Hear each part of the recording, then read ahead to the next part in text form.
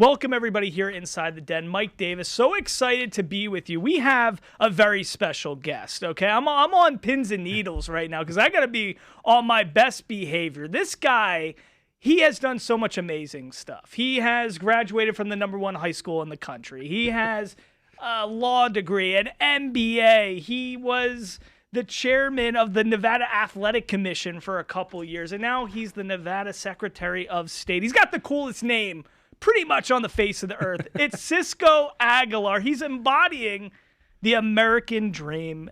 Cisco, can I just call you Cisco? Absolutely, please. I'm so happy you're here with us. This has been a long time coming. I got to shout out my producer, James. Shout out Cece. We got a lot of people to thank for making this a reality today. And we're going to get into a lot of stuff.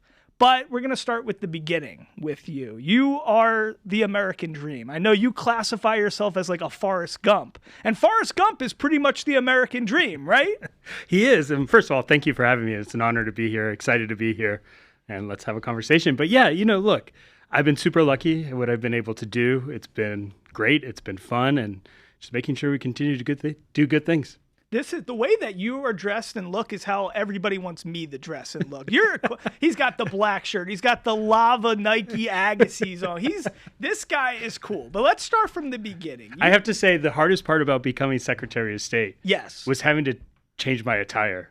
Well, you have good attire though. You wear Viore, like you're cool, like you're hip and young. And what's a cool way? Like what I'm saying, working at right? Agassi for 12 years, I wore shorts and T-shirts every day, right. And then going to the Secretary of State's office, having to wear a tie, it was pretty traumatic. It's not fun wearing a tie. I don't like to do it myself. It restricts you. But let's start at the beginning with you because you love Vegas, you love Nevada. You think a lot like I think when it comes to Nevada. It's a place where you can make your dreams come true. If you are hardworking and you come to Nevada, you can make things happen for yourself. But you grew up in Arizona, and you grew up in a working class family. Your mom doesn't even graduate from high school because she gives birth to your older brother, right? That is correct. And your dad's an electrician. Your grandfather's working at a mine. He's in charge of labor unions and negotiating, and he's got this fiery spirit fighting for the common man. And you are embodying not only the American dream, but this grandfather that you are named after. How much do you think about where you are today? I know how much education meant to your family, even though they maybe didn't practice in it the way that they wanted for themselves, but they made sure that education was top of mind for you. And when you think about everything you've accomplished, you even got an NIL company we got to talk about. You're all over the place. How much of this is just because your parents and what they instituted at home? It has to do a lot with my parents. Look, I never had the opportunity to meet my grandfather, but he was a legend in our family. And not only that, he was a legend in the mining communities where my mom grew up. And every time we went back to visit, you always heard a new story about what he was able to do and what he did to fight for the common worker. And working in the mines in the 50s and 60s was not a pleasant place to be. No. It was a pretty dangerous place. It was before OSHA existed. Wow. And to hear the stories of what he did to protect workers, and then to know the tragedy of how his life ended was directly after a negotiation, driving home and went off a bridge. And that's not a good thing. And, what do you mean? That's how his life ended. It did. It was quick. It was fast. And it was quite a shock and traumatic to the whole family. And knowing his legacy and his responsibility and what he meant was instilled in us as kids constantly. And this is Frank Verdugo, right? That is. And we also, I have heard rumors and stuff. I don't know if this is exactly true. Alex Verdugo that's your cousin, right? It is. He actually used to train in high school in Las Vegas with Andre. See, and of course, Dodgers, Red Sox, Yankees, Braves now. So he's been all over the place. So you have a lot of sports in your blood, and that's why we're going to be talking about Agassi. We're going to be talking about the role that the Raiders and Allegiant Stadium has played in voting and what we've seen with that. But let's continue with this theme of you growing up. So you're growing up, and of course, I mean, you're a guy who's growing up in this family situation where you must have to develop a really high emotional intelligence because you're recognizing the sacrifices your family is making for you on a daily basis. So I'm sure you're a good student. You're doing a lot of things. The #1 high school in the country, that means what? It was actually graded as the best place to go to high school in terms of academia? It was, because it was a number of National Merit Scholars that graduated on an annual basis from the high school. And you were a National Merit I Scholar. was not. You weren't? I was not. I mean, it was, you had the smartest kids in the city all clumped into one school.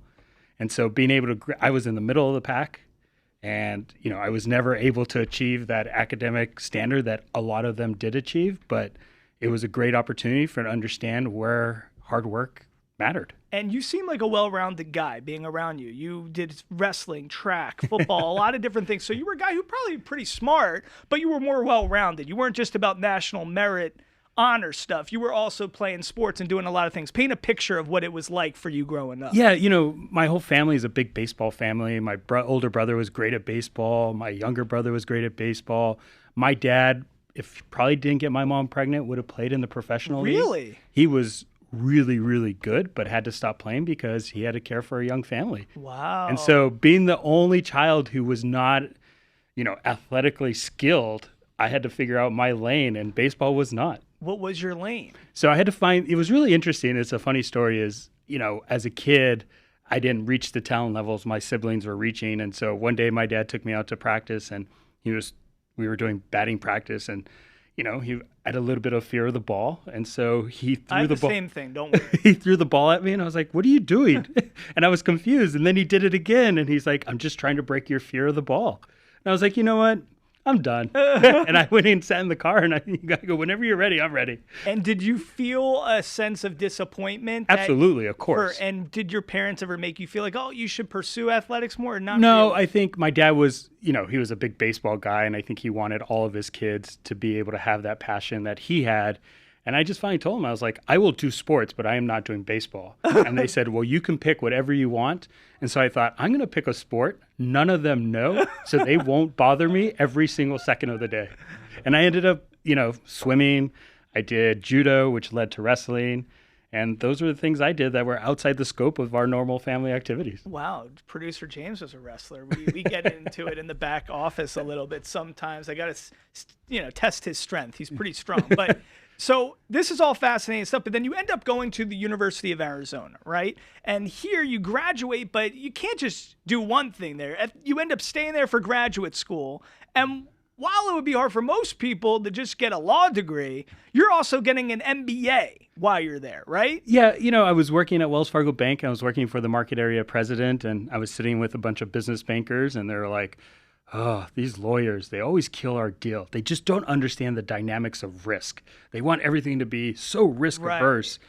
And they're like, you really should get your MBA. And I was like, oh, that's interesting, because my whole goal at that time was to open a bank. That was your goal? I wanted to be a tax accountant, and I wanted to open a bank. This is exciting. So why something so boring? Why? Well, because I was good at... Because you're such a fun guy. You got so many interests. You were thinking something that boring. It was fascinating. Tax came, I was good at accounting.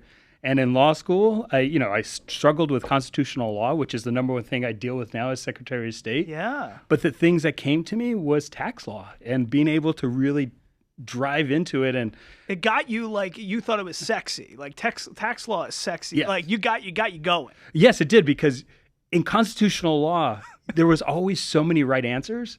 But in tax law, there was an exact number that was an exact answer. Gotcha. So you liked how there wasn't, there was just, you liked it gave me comfort to know there was an the right and a wrong. Yes. You liked that. Interesting. So you figure out, okay, maybe if I can get the best of both worlds going, I can have a really great background where I can understand the lawyers, I can understand the business people, and bring both of those things together. But from what I've heard and what I've done in my research is you were class president, you were elected, right? Yes. And you're at a function.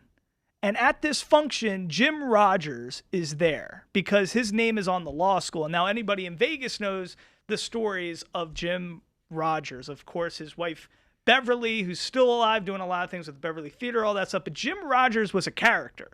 He was. I've never met him, but he was a guy who owned television. He was a media mogul. He owned Channel 3. He was a lawyer first. He was a lawyer first. And a tax lawyer. Okay.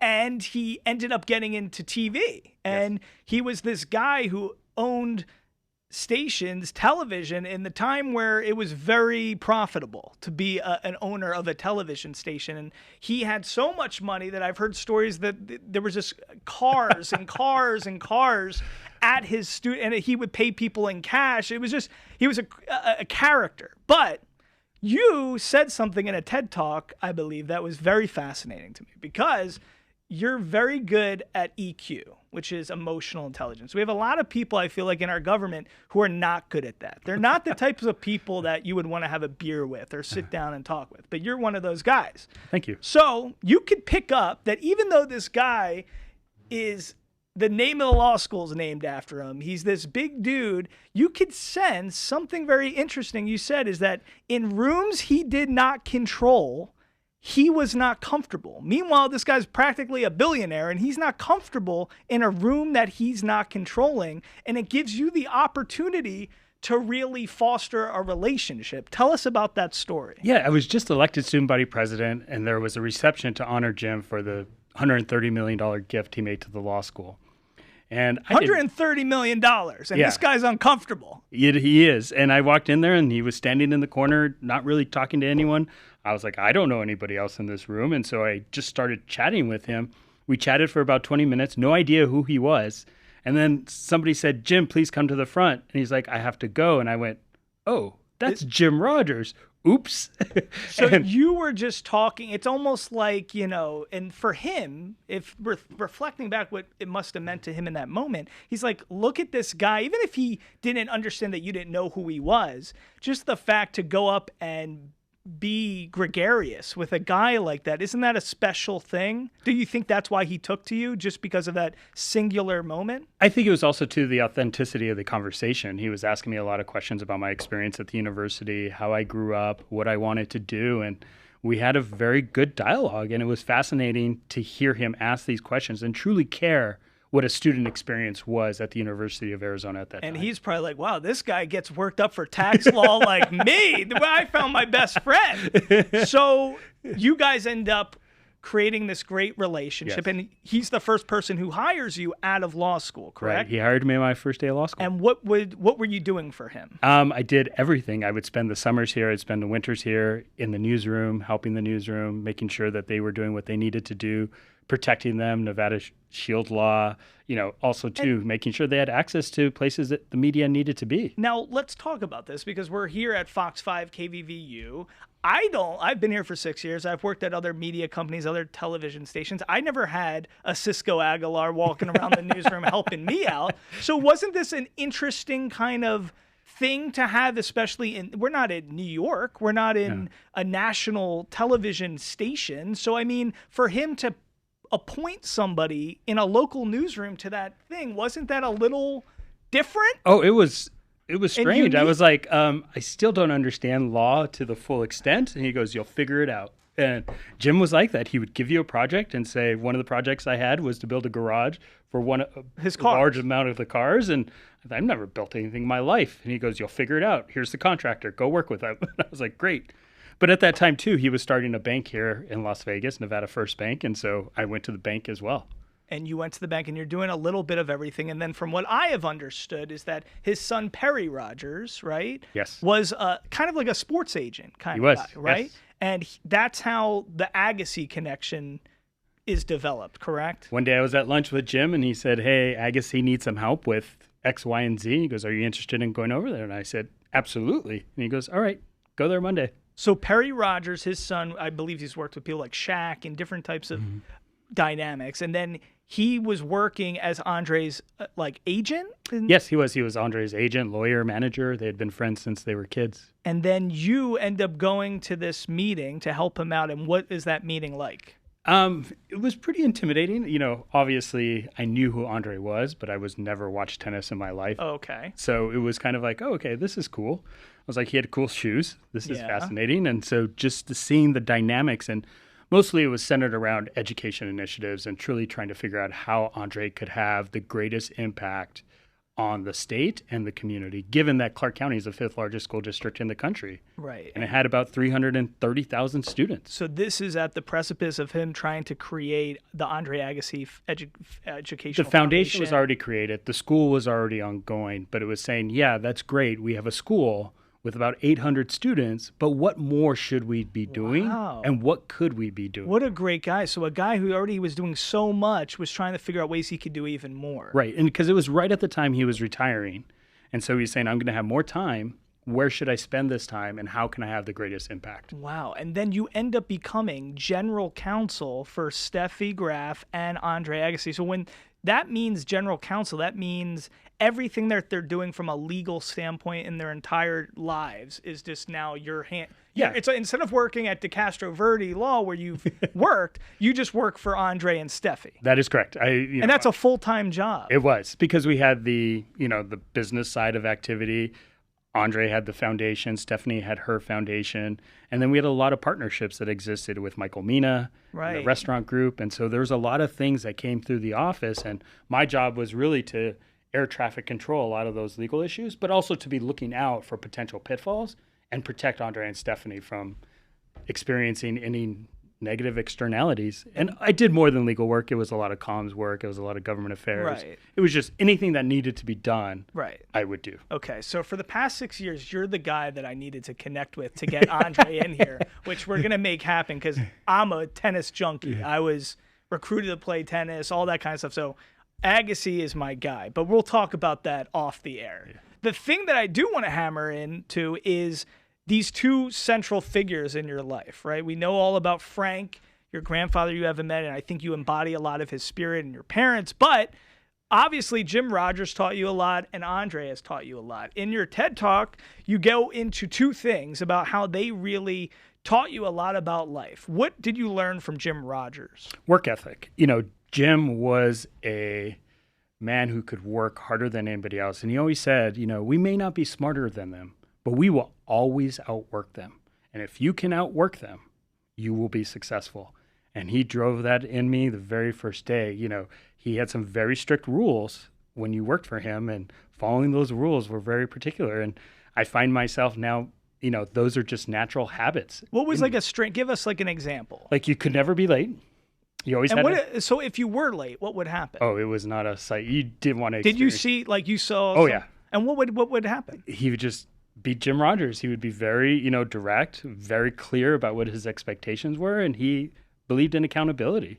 Okay, what's another thing? Like you couldn't have anything on your desk at the end of the day. People said you couldn't eat at your desk. That is right? correct. You couldn't have an open container on your desk. You couldn't eat at your desk because Jim wanted a professional appearance at all times, and he felt that doing those things kind of drove down the value and the feel of what the office was supposed to be. There were dedicated kitchens. Yeah. He wanted people to be there. And it's interesting. So like my desk looked like that. He would be like, why do you have so many papers? You can only work on one thing at what time? I did 3 hours of research on Cisco Aguilar. I want to be able to research, but the other thing was too, is you always had to have a clean car. And his view was, you will run my company the way you keep your car. And one day I'd gone out, I think we'd gone skiing, and I came back and didn't have time to get my car washed, and it was full of, mud. And he was like, what is this? And he let me have it. And so when I hear these stories, having been a Vegas local and being in the media world, I've heard so many stories about him. And I think as a 33-year-old, I think, it's fascinating. We're at a time in our world today is like where we want a guy like you who's got that youthful injection of a genuineness. You're not stuffy. You got all that stuff. But then I do think there's a lot of things where it's like to be successful, to be Andre Agassi, to be Jim Rogers, you have to have some strict standards, and you have to be able to maybe marry some of the things that are more corporate and old school with a lot of the new school. Because I think a lot of 33-year-olds are like, since COVID, I don't want to go back to work. Why? Like, let me, DoorDash stuff to my home and I'll do stuff remotely. Let's do all this on Zoom, right? But I think at the same time, there are those tenets that Jim Rogers has figured out that it does breed success. So how do we in our world today, do you think about, connecting with people like me so we can get both of those things? Because I think younger people sometimes don't appreciate some of those crazy tactics that breed success. Mike Agassi was a nut job with Andre. I mean, Andre's not becoming Andre without that kind of, work ethic. So how do we blend that? I think, it's just, we really have to get back to what are the expectations, be very clear about them, and let people know what. And the other thing that Jim did really well is, even though he was a lawyer and lawyers document everything, Jim always believed in the power of your word. He was like, that's the greatest asset you have. If people can take your word, trust it, and do what they need to do and not feel you're going to back out on them, that is key to success. And he always lived up to his word. He would hold people accountable too when they didn't. And I think that's something we've lost. Nowadays we're just so stuck on social media and everything else, and we document everything. There's no longer the gentleman's handshake, but in politics there are. And that's what people need to understand. It's about integrity. Yeah. And your integrity, you may have all the money in the world, but if you don't have integrity, you're not going to be able to do what you need to do to get things done. Right. And that's why I'm going to make sure you give me your word. You're going to get Andre in here before you leave the building today, because you are a man of your word. But it is amazing, all that stuff. So now from Andre, you learned about purpose, right? And Andre, if you're a tennis fan, if you're a sports fan, you know the nature of his career. It was almost a duality. He had two different kind of paths, and he was obviously this young, bright superstar, and then he had a great legendary run at the end of his career. So you learned about purpose from him. Tell us a little bit about that, because I do think, with Alex, your cousin Verdugo, like sometimes young athletes who are so good at such a young age, they burn out, or a lot of their drive, it's like nobody tells you how to handle success. Right? So it's like when you end up winning all these Grand Slams and you have all this stuff, there becomes a sense of life like, what else? Where else can I get more meaning? Because my whole life I sacrificed my childhood. I sacrificed all this stuff to win, and now I won, so now what? Right. And that was the reason of bringing Alex to Las Vegas, was that he could talk with Andre, and Andre could help him understand some of the lessons Andre learned later in life that Alex hopefully would learn earlier, and drive some of that into his success. And Andre was phenomenal. He was incredible. And, Alex still talks about those moments he spent with Andre during what would he tell him? My job was to get Alex to the gym in the morning. I would drop him off, and he would stay there with Gil Reyes, and they would physically train. And then Andre would pop in, and they would talk about the kind of mental stuff and making sure that Alex knew what was coming. Because in high school, agents and recruiters and were showing up at his games, and it was kind of overwhelming for a young person. And then they started knocking on my aunt and uncle's door, and they would just say, hey, you got to call this guy, Cisco Aguilar. And then I started to interfere in some of that stuff to kind of protect them from that, so that they could truly focus on Alex's playing rather than the actual business side of things. And it's just keeping focused and having them understand that this is difficult. It's hard. You're going to be in the public eye. People are going to criticize you. They're going to make comments, but you can't get distracted from the ultimate goal. And how much of success, from the athletic side of things to even in politics, how much of it is just the intangibles? You got to have the pedigree. You probably have to have the law degree. You have to have some of these things, but just like you have to have the athletic ability. But how much of it is just the intangibles? Being able to have that mental side. Again, it's just, Andre was so empathetic with people. He would listen to people's stories. When we go to the school, he would talk to the kids and just listen. It was never me, or this is what I've accomplished. Yeah. Andre was always the quiet one, listening to what people were really saying, and then trying to figure out how to bridge the gaps or what we could do to help the situation. Yeah, he has a stillness to him that is very fascinating. Every time I've met him, he has a monk-like vibe to him. He really has a stillness where you can see that he's looking inside you, in a way.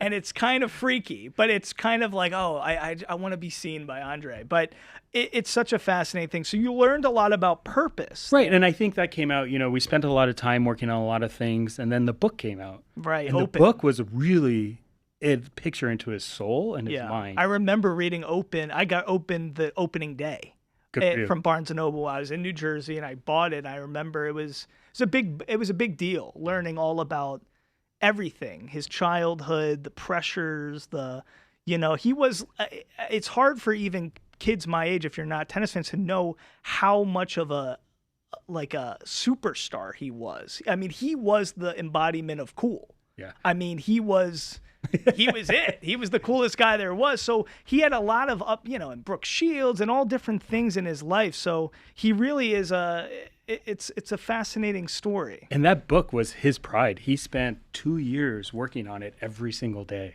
Wow. And I had the opportunity to read one of the first versions of one of the first drafts in just Xerox paper form, and reading through that and just understanding why he thinks the way he does about certain things was a great opportunity for me to learn more about him. Yeah. And then as we went through the launch of the book, through the book tour, it was really just interesting to see how he reacted to certain situations. And when parts of the book were pre-disclosed prior to arranged agreements, he was in a photo shoot and, one of the things came out and I just stood there going, oh man, how am I going to break this news to him? And when I told him, hey, this is out, he got the biggest smile on his face. And I just thought, that's not the reaction I was expecting.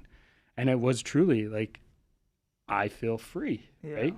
And it was really an interesting moment throughout the period. And that book continues to do well. It continues to sell well because it truly is an honest portrayal of who he is as a person. Yeah, and I think for years to come, it will be definitely one of those books that everybody always purchases. I still think it should have won a Pulitzer. Hey, it probably should have. I would have voted for it. So now as we're, traversing your career history and stuff, so obviously you get the job from Jim, then you meet Andre, and then from that is where the athletic commission stuff comes into play, right? And this is something that you didn't really particularly want to do because there is a lot of pressure. It's not just like you have said in many interviews. It's not just going to every UFC fight and having a ball. There's a lot of pressure associated with it. And from what I have heard, you instituted a lot of different, like drug testing was something that happened under your watch with UFC. So tell us how that came. Well, first of all, I wanted to be on the tax commission. Wow. And so I was nominated to the tax commission by the general counsel at Southwest Gas. I didn't even know there's a tax commission to be on. Actually, being a 29-year-old, going on the tax commission, you actually make some money. Oh, okay. And I thought, this is great. This is an option. And then I got a call from the governor's office, and they said, hey, good news, bad news. You're not getting on the tax commission, but we are going to consider you for the athletic commission. I thought, that's never going to happen. Every Nevadan wants to be on the athletic commission. Yeah. And so, I sat quiet for a couple of weeks and then finally got a call from the governor's chief of staff. And they were like, hey, the governor's going to make the announcement in the next couple of hours. Be ready. And what did you do day one? Day one, I started talking to the former commissioners that I knew, John Bailey, who's an amazing lawyer in town. And he explained to me what the responsibilities of an athletic commissioner were, what your job was to do, and it was your main responsibility was protecting the health and safety of the fighter. So that's the main. So as a sports show here, that's the main thing you're worried about. Yes. 24/7. So absolutely. How, if that's the for Secretary of State, the job title is official record keeper responsible for business registration, supervising elections, and officiating documents, right? So all of that is very similar to the job of an athletic commissioner. So as an athletic commissioner, you are a regulator. It is your responsibility to call balls and strikes and to know the rules, but not to deviate from those rules. So explain this to me. Okay. So how... If that's the job title, how are you the first person to institute drug testing? Well, it was kind of a conversation and a challenge from Dana and the UFC.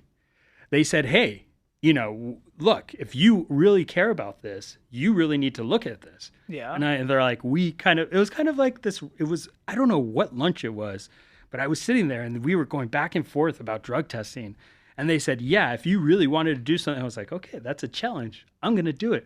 I got in my car and I immediately called USADA. And I talked with Travis, who was the CEO there, and I said, look, what do I need to do to institute a really strong drug testing program within combat sports? So Dana and his team were kind of trying to test you to see if it's something... because I had brought it up before. Right. Because as I learned more and more and watched this process, I was like, this doesn't seem very... up to date. We could do better.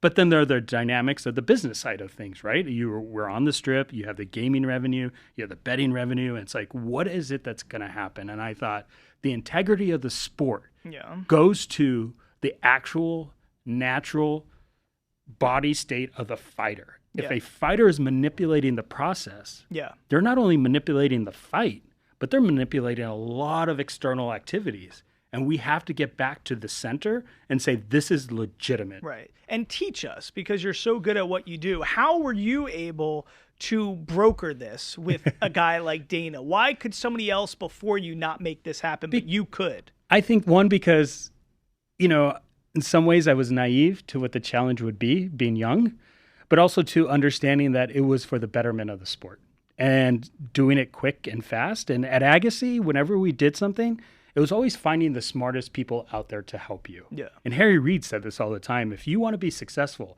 you have to hire people smarter than you. And we've done that in the Secretary of State's office. But knowing who the smartest person was on, athletic testing was USADA at the time. I'm happy you brought up Harry Reid, because you worked as a law clerk for him. When was that in this whole story? It's a funny story. So I don't know if I've told it very many times, but working for Jim, I was in law school. Yeah. And Jim would come to Tucson, and one of my jobs was to pick him up at the airport and then bring him to campus or take him to the hotel or go to lunch. And can I interrupt? Maybe this is a stupid question, but it's just how I'm wired. You're like you graduated from law school. I'm still in law school at this time. Okay, but still, I guess, and I think this is maybe a lot of young people struggle with this, but it's like, did at any point, I'm just going to be honest, were you just like, I'm going to be a lawyer? Like, why am I picking you up? Like that kind, call an Uber kind of vibe. But I'm just asking, because I think that's a special quality that you have, that humble nature to you. But don't you think a lot of young people would struggle with, why is my job description I'm also got to get your laundry? Is it, but you were okay with it, and I can see you're genuine about that. But why are you okay with that? And a lot of other people in those situations would have been like, boundaries. No, but it was an opportunity for me to sit with him. Yeah, I gotcha. And talk to him about things, right? Yeah. What he had experienced in life and what he had done are things that I never knew possible. Okay. And to have somebody sit there and just talk to you. And to use it as to soak up everything like a sponge. Okay, I gotcha. All right, it's a good answer. Sorry for interrupting. No. So you're picking them up. And I'm wearing a suit and tie. Yeah. And Jim was not a suit and tie guy. Really? And he gets in the car and he goes, "Why the F are you wearing a tie?" And I was like, "I have an interview." And he goes, "You have a job. What are you doing?" I was like, "Well, this is to do a semester in D.C. with John McCain's office." Wow. And he was like, "No, yeah, this isn't going to work." He said other things, but I won't exactly say because FCC rules. Okay. So then he pulls his phone out of his pocket and he dials and he gets on the phone and he's like, "Harry, I have a kid that wants to come to D.C. Okay, bye." He goes, "You're going to go work for Harry in D.C. And I just thought, okay.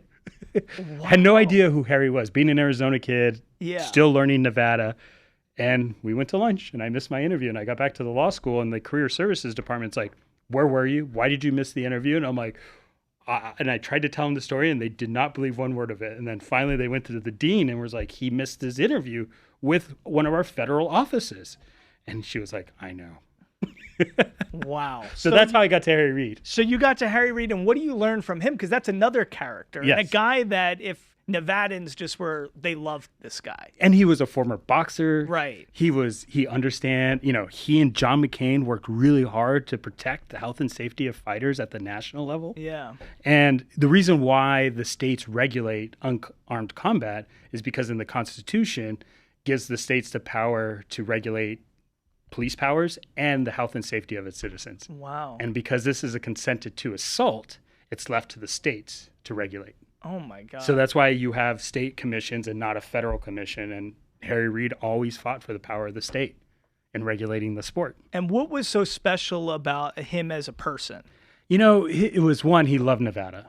And he also understood the commitment to paying your community rent. He knew he was lucky in what he had achieved. Yeah. And he was paying it back to the Nevadans. Explain that. That's your big thing. Yeah, it is. Paying your community rent. You had a whole TED Talk on this, which I love. And I like this concept. I already think my own rent is a lot. So I'm trying to think about, okay, I got to pay my rent, but I also got to pay community rent. And I like the concept of this idea. Explain to our viewers what this is. None of us get anywhere without help and support from others, right? And I've had a lot of support. I've had a lot of help. But how do you give back to those that are younger than you or coming up? And that's your community rent. Or how do you uplift people? And uplifting people, if you uplift people, you're going to uplift the community, you're going to uplift the state, but also too, you're building a bit of satisfaction in yourself that gives you that drive to continue to move forward. And I think a lot of people listening to this right now, a very honest way to think about this would be like, well, it's easy to do community rent when you're a billionaire like Jim Rogers or you're Andre Agassi and you have a lot of resources, right? How does a regular average Joe pay community rent? It's showing up at the Boys and Girls Club and coaching a group of kids in basketball or in tennis. Right. It's just showing up and being present and helping somebody who needs something. People don't always just need money. What they need is support and mentorship. Mentorship is a big thing. Yeah. And if business owners and people like you who are in industries where people want to be, that mentorship helps them understand what is needed to get there. And I think, I've been in a lot of situations. Not everybody has always wanted to mentor me. There's something special about you. I worked for Howard Stern early on in my career. He did not want to mentor me as much as I would have liked him to. He didn't want to. There's certain people that have. How can you teach us today and tell our audience, how do you become somebody who can ingratiate yourself to be the type of person that a mentor wants to mentee? How do you become that, put yourself in a position to be the mentee? I think you have to go with a vision and a plan, right? It's like, what is it that you're trying to accomplish? And what can this person do to help you get to that point? But you're not stating that. No, but that was the conversations with Jim. Like when I was saying, he would ask me, what's your major? Why are you majoring in that? What are you doing now? What do you want to do? Yeah. Right? I knew, like, my plan was I want to open a bank. Right. This is why I want to open a bank. I'd been working at Wells Fargo at that time for about 3 years. And so I had seen in one of our poorest neighborhoods, right? Working in a bank in a poor neighborhood, you see a lot of need, especially among small businesses. Yeah. You have a lot of small businesses that are cash operated when they could be taking advantage of the banking system. And that's why I love the Secretary of State's office is we deal with a lot of small business and giving resources to people that are taking a risk and want to only just improve themselves,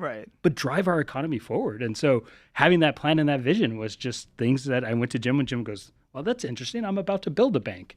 Wow. And that's how that coordination just kind of happened.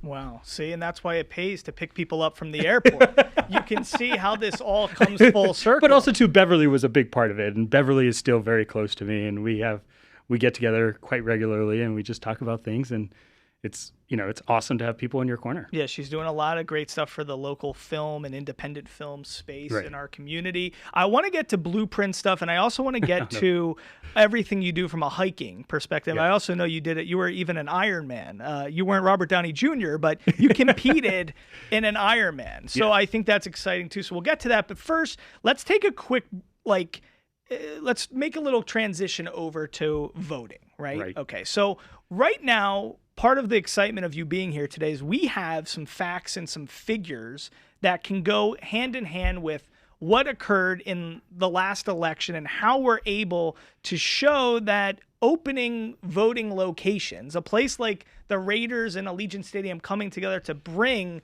voting there, has really opened up the whole the barrier to entry for getting a different type of voter to get engaged with elections. Explain that to us. Well, in the Secretary of State's office, we've been really focused on the youth vote, right? Because that's up and coming voters. If we can capture them early, they'll build a habit out of it and they'll continue to participate in the process as they mature. And so looking at that and understanding what it is that we can do to drive voters to vote. We have universal mail ballots, which is a significant part of Nevadans' voting process. Over 50% of Nevada voters choose to vote by mail, which is great.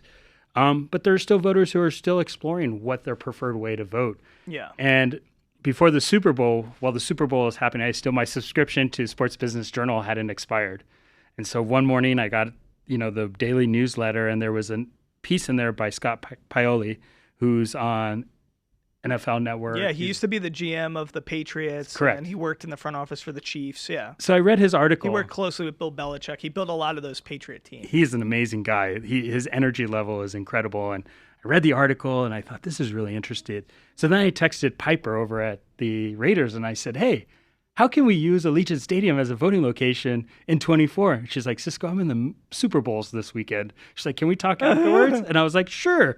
So then I used the power of Cecilia and I said, what if we get the RJ to write a story on Super Bowl Sunday about using sports facility as voting locations? Wow. And we called Jessica, and Jessica was like, talk to us a bit. We gave her the reasoning why and what we thought it would accomplish. Yeah. And she's like, this makes great sense. And we sent her the piece by Scott.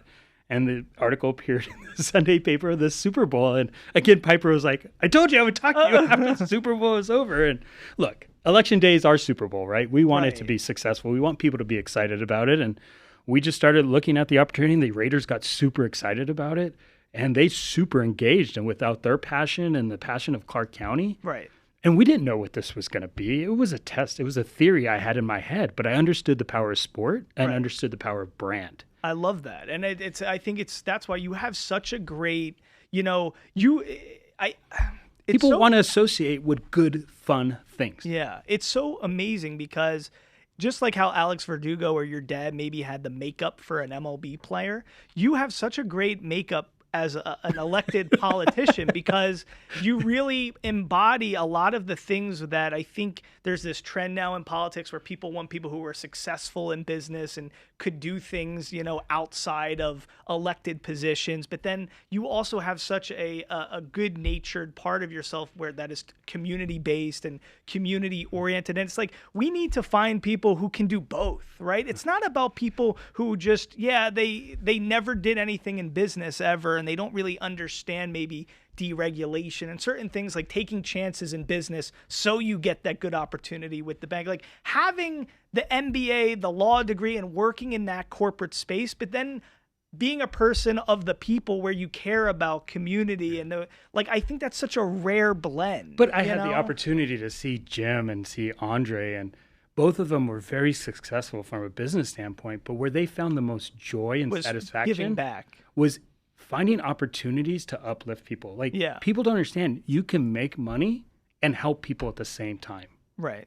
So combining those two, it's social impact, right? Yeah, it's a great thing. And I think it's such a great, you have so many great of the ingredients that you need. And that's why you're. But also too, politics is for people who are competitive, but not athletic. But it's that's a good quote right there. So give us the facts and the figures because obviously this is your baby, and then you see now. Yes, we're getting the facts of a year later, basically, of what that actually. Well, and the great thing about this is that Harvard saw this. Yeah. So tell us about that. And so then they said, hey, how do we get the data to verify this is actually what we think it is? And we did. We worked with Clark County to send them the data about the performance of this center.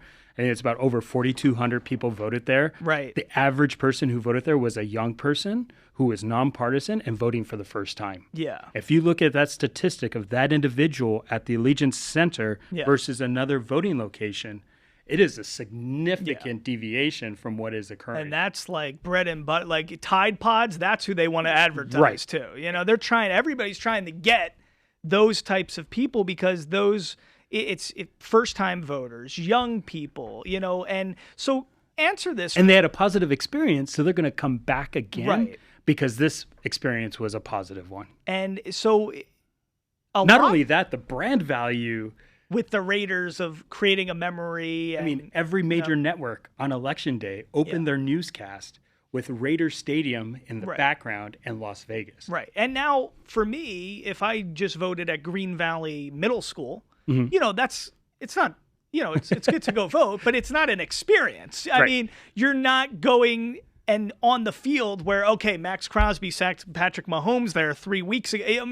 So you could see why being on the field, being in that beautiful space. It wasn't on the field. That was the original intent. It was. But then Billy Joel decided to perform there, and he took the field from us. So we were on the concourse, which is still super cool. Right. And there's a lot of beauty and stuff there. But it creates an experience. And young people, it's all about something to Instagram, something to create an experience with. How do you speak to this? Young people seem like they want the experience. They want to be engaged in politics and matters of, whether it is just social matters, all those types of societal issues. But at the end of the day, it seems like if it's not as easy as ordering a burrito on DoorDash, I don't care, like I care, but it's got to be convenient too. How are you as a person who's got his finger on the pulse of politics and you're going to get me in trouble now. No, I want to know how you think, how do we look, we have to go to a digital platform, because I had a guy in here a couple minutes ago, we're talking about sports gambling, and in Vegas, it's the one place where you have to go to an on-site location to get the mobile app because you can't just do it from your phone initially. Right. So if we could do that for voting, wouldn't that be, right? Yeah, so you're talking my language now, and I get in trouble for this pretty often because every new voter is a digital native. Yes. So when they get their mail ballot, and it's a piece of paper. Right. And they have to fill it out with a pen and then sign their name. They're like, what is this? So why can't we just do the DoorDash version of voting? I'm with you on that and I want it. It's security. Nevada is a battleground state. Yeah. We are front and center when it comes to foreign adversaries. Right. So we have to make sure the security exists. And unfortunately, I don't think Nevada has the resources to build that security system. That has to be an initiative of the federal government. If I'm 33, when do you think this happens in my life? Well, look, the federal government isn't doing anything about it. They rather talk about the antiquated ways that we are voting or what they believe the voting process is. And unfortunately, in the election space, there's not a lot of innovation. There's not a lot of investment. Right. Because people are afraid to be in it because it takes a lot of resources. Right. It takes it's expensive because you got to hire a lot of lawyers. Right. But you also have to be continually educating voters, which is a big PR machine. Right. That's expensive. So people look at the industry and say, we're going to skip this one. And so you don't get that innovation. And somebody has to start to drive it. Yeah. So I've been driving this very hard. And I have to say, I went to when the Golden Knights won the Stanley Cup, they got to go to the White House, and I went with them. And I was in the reception. Somebody came down and said, "Are you Cisco?" And I said, "Yes." They said, "I'm so-and-so in the technology office of the White House." And I said, "Oh, hi, how are you? Nice to meet you." And they're like, "Can you please stop talking about digital voting?" And I just looked. Wow. And of course, I was just like, "Oh, thank you." But in my head, I was like, "No." What's the number one thing you've learned about politics? As a guy who kind of was like an outsider and you got thrust into this amazing role and now you got so much great juice and energy. Juice, man. I say the secretary has no power. I have no budget to give to people. I have no vote to give people money. And so it's kind of like you're always advocating for yourself. Tell me if I'm wrong. Or do we not have governor, state senator, presidential? Do we have any of those kinds of aspirations? No, no, because if you asked me 6 years ago if I was interested in being Secretary of State, I would have said no. But don't we need a guy like you? We need good people. We do need good people to run for office. And so we have to continually look at what the talent pipeline is and recruit people. But it's like if nobody wants to get into voting and technology because it's not an exciting space to be in, and there's a lot I find it exciting. Right. But that's why I'm saying we need we need to start getting to a time and place where the best people want to do these things, right? Yes. And I agree. And people who are willing to listen to each other. Right. We have to be able to have a conversation and be able to listen. And if we can't sit down and listen, look, my job is to work with everybody. I have a good relationship with the governor. I am honest with him about when I make a mistake and we have to fix it. I take him solutions to problems that come up, and I need him engaged in that process because he is the governor. He sets my budget and he signs the bills. Yeah. And so working to understand how all these dynamics come together is the only way we're going to get to success as a state. And when you're campaigning, it's time to compete. But once you win, you got to start governing. And governing requires conversation. No, I understand. My producer's a Pittsburgh Steelers fan. I'm from Philadelphia, and I'm an Eagles fan, and we have to find common ground constantly. A couple last things. So just tell us, what did it feel like to have the facts and the figures, to have Harvard be able to actually solidify, like you just saw an article from Scott Pioli and you saw an opportunity. And like, once again, I'm not trying to gas you up. I'm just saying, like, we need people who are idea-based, right? Yeah. How many people would have thought of that, but not shot that text over, not got into CC, not got into people to start making things happen. And we need people who can make things happen. So I want to know, what did it feel like to see you had an idea, you had a vision, you executed it, and then you saw now the results of that choice? But it's the person who voted for the first time who had an opportunity to have a say in what our future looked like. that is the ultimate success. And knowing somebody did that makes me feel good. Okay. I love it. All right. Couple last things. Yeah. I know as we're wrapping up here, you're a big hiker and biker guy. Yes. You completed a full Ironman. Yes. Where was that? That was in Tulsa, Oklahoma, and Wow. it was prior to the election. That's hard. That's probably the best thing to get your mind and body right before an election, yes. right? Yes. Because when you're training for an Ironman, you spend a significant amount of time by yourself. Yeah. I mean, every day. Did you have abs with this? No. You didn't have abs with the Ironman? Okay. I thought you would with an Iron. No. Okay. I know. It's funny when people hear that, they kind of look at me twice and they're like, wait, what? No, but I mean, But you have my in favorite good shape. part, Yeah. I was in good shape, but it was awesome because I showed up, put my bike on the rack, and everybody is so intense during these moments, and they kind of look at me like, this guy's not going to make it. And I beat the guy next to me out of the water. And then when he got out and he saw that I was already on my bike, he got pissed. And then on the bike, I beat a bunch of people. See? And people were like, this guy does not look like he can do an Ironman, but he just kicked my butt. You had the mental, and that's what it makeup. is. It was just having a vision, have a focus, and being, pretty strict about what you were doing. Having a plan. What's harder to hike to? Mount Charleston or even just Centennial Hills or Machu Picchu? Mount Kilimanjaro you've hiked, Grand Canyon, Everest Base Camp, Mount Charleston Peak, Patagonia. These are all places you've hiked. Yes. Kilimanjaro was the hardest because of the elevation. It's the highest. What is going through you actually hike, like you actually did it. You were on top of Mount Kilimanjaro. Yes. How long did that take? Well, it's multiple days. Yeah. Because what you do is you climb up.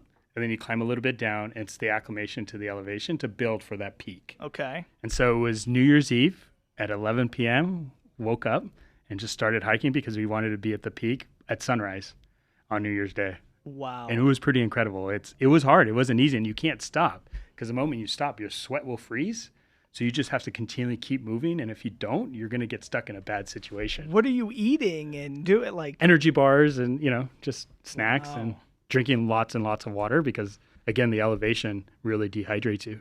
Wow. Amazing stuff. We learned so much today. We learned about paying community rent. We paid about pick up people from the airport. We learned. It's always saying yes. You have to have a yes mentality. Say yes. Say go. If you're at a function, go talk to somebody. And you never know who you're going to be meeting. Right. We learned about the success of voting at Allegiant Stadium.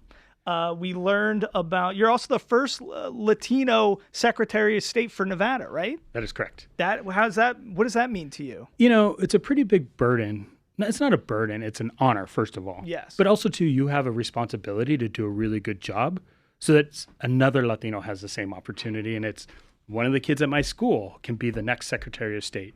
They have the opportunity with hard work to be in this position as well. And it's just setting that path forward. Okay. Any last things you want to say before we let you No, go? again, it's just understanding the power of sport. Like the power of sport is so important, especially during our times now. It's an opportunity. Sport brings us together. It allows us to have conversation. It allows us to have a common goal. We can be competitors, but at the end of the day, we're all Americans and we all need to drive forward. When do you think we're going to have an NBA team in Las Vegas? It's a question I ask Bill Hornbuckle regularly. I think it's coming. I had an opportunity to meet with Adam Silver in New York when I was trying to pitch this whole voting center thing. Really? Yeah. And, we did some things with the NBA Summer League on voting. Yes. But because they don't have a team here or an arena, it was hard for them to engage with the way we wanted. And I think if they do build the arena here, we get a team here, you're going to see them engage. And I love that. And the last thing, the athletics. How exciting is that going to be? Super exciting. For Vegas. I think it's going to be a great, and the stadium is going to be another opportunity to have another polling location for people to go to. I love where your head's at. Listen, it's the great Cisco Aguilar, Nevada State Secretary of State, first Latino Nevada Secretary of State. Thanks so much for joining us, and we learned so much from you. I feel like I'm a better person after this interview, and believe me, I'm going to make you stick to your word and talk to you after about Andre. But we'll do that in a few minutes. Thank you guys so much. Thank you.